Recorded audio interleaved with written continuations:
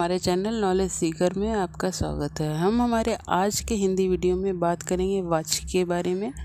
वाच्य की परिभाषा, उसके भेद और उसके उदाहरण। हमारे चैनल नॉलेज सीकर को सब्सक्राइब करें और अगर आपको इसके वीडियो पसंद आए तो इसे लाइक और शेयर ज़रूर करें। क्रिया के जिस रूप से यह जाना जाए कि वाक्य में क्रिया द्वारा कही गई बात का विषय कर्ता अथवा कर्म है या भाव है, उसे वाच्य कहते हैं। हिंदी व्याकरण में वाच्य के 3 प्रकार हैं: कर्तृवाच्य, कर्मवाच्य और भाववाच्य। कर्तृवाच्य, इसमें कर्ता प्रधान होता है और क्रिया का सीधा और प्रधान संबंध कर्ता से होता है।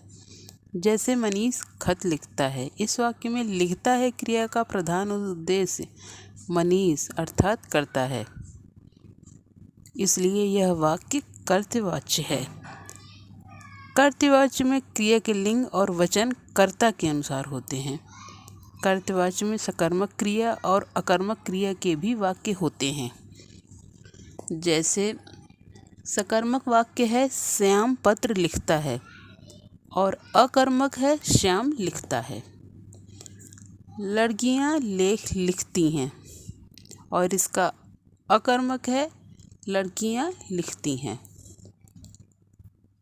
सोनिया किताब पढ़ती है और सोनिया पढ़ती है। कर्मवाच्य, कर्मवाच्य में कर्म प्रधान होता है, अर्थात कर्म कर्ता की स्थिति में होता है और क्रिया का सीधा संबंध कर्म से होता है। क्रिया के लिंग और वचन भी कर्म के अनुसार ही होते हैं। जैसे सुशील से पत्र लिखा जाता है, इस वाक्य में लिखा जाता है क्रिया का मुख्य संबंध पत्र अर्थात कर्म से है, इसलिए यह वाक्य कर्मवाच्य है। कर्मवाच्य में वाक्य केवल सकर्मक क्रिया से ही होते हैं, अकर्मक क्रिया के नहीं। जैसे देवेंद्र द्वारा पुस्तक लिखी जाती है, हरीश से पत्र पढ़ा गया, ओम प्रकाश के द्वारा भोजन किया गया।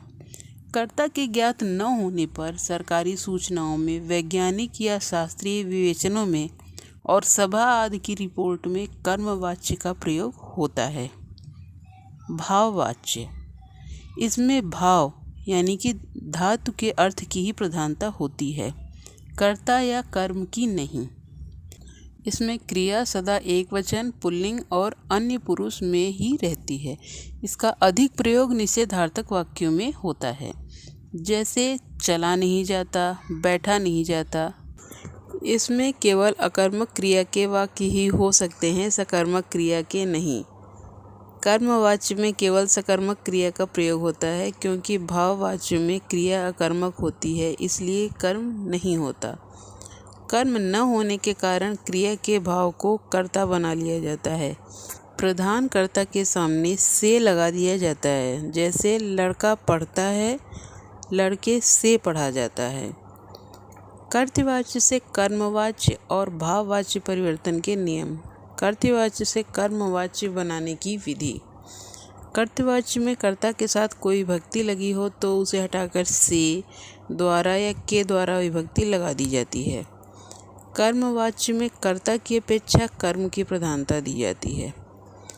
कर्तृवाच्य की क्रिया को सामान्य भूतकाल में परिवर्तित कर दिया जाता है और इस परिवर्तित क्रिया के साथ जाना क्रिया का काल, पुरुष, वचन और लिंग के अनुसार जोड़ दिया जाता है। यदि कर्म के साथ विभक्ति लगी हो तो उसे हटा दिया जाता है। आवश्यकता अनुसार निषेधात्मक नहीं का प्रयोग किया जाता है। जैसे पिता ने पुत्री को सुला दिया, यह एक कर्तृवाच्य है और इसका कर्मवाच्य होगा पिता द्वारा पुत्र को सुला दिया गया। आप फूल तोड़ेंगे, यह एक कर्तृवाच्य है और आपसे फूल तोड़ा जाएगा, यह एक कर्मवाच्य है। आप क्रिकेट खेलेंगे, एक कर्तृवाच्य है और आपसे क्रिकेट खेली जाएगी, यह एक कर्मवाच्य है। कर्तृवाच्य से भाववाच्य बनाने की विधि। कर्ता के आगे से अथवा के द्वारा लगा दें। मुख्य क्रिया को सामान्य भूतकाल की क्रिया के एक वचन में बदलकर उसके साथ जाना शब्द धातु के एक वचन, पुल्लिंग, अन्य पुरुष का वही काल लगा दें जो कर्तृवाच्य की क्रिया का है। जैसे लड़का बाग में सो रहा है, एक कर्तृवाच्य है और इसका भाववाच्य है लड़के द्वारा बाग में सोया जा रहा था।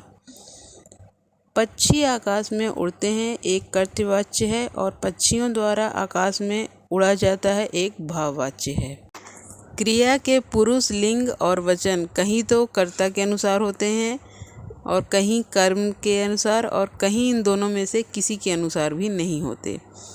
इस तरह क्रिया का प्रयोग 3 तरह से होता है: कर्तृप्रयोग, कर्मणि प्रयोग और भाव प्रयोग। कर्तृप्रयोग, जिसमें क्रिया के पुरुष लिंग और वचन कर्ता के अनुसार होते हैं, क्रिया के उस प्रयोग को कर्तृप्रयोग कहते हैं। इसमें वर्तमान काल और भविष्य काल में कर्ता विभक्ति चिन्ह रहित होता है। जैसे चतुर्वेदी खत लिखता है, सुशीला फूल तोड़ेगी, रागिनी गीत गा रही है। कर्मणि प्रयोग, इसमें क्रिया के पुरुष और वचन कर्म के अनुसार होते हैं। कर्मणि प्रयोग में कर्तृवाच्य में भूतकाल में कर्ता के साथ ने और कर्मवाच्य में सभी कालों में से और के द्वारा लगते हैं। इसमें कर्म के साथ कोई विभक्ति चिन्ह नहीं लगता है। जैसे सुरेश ने पुस्तक पढ़ी, सुशीला ने फूल तोड़ा।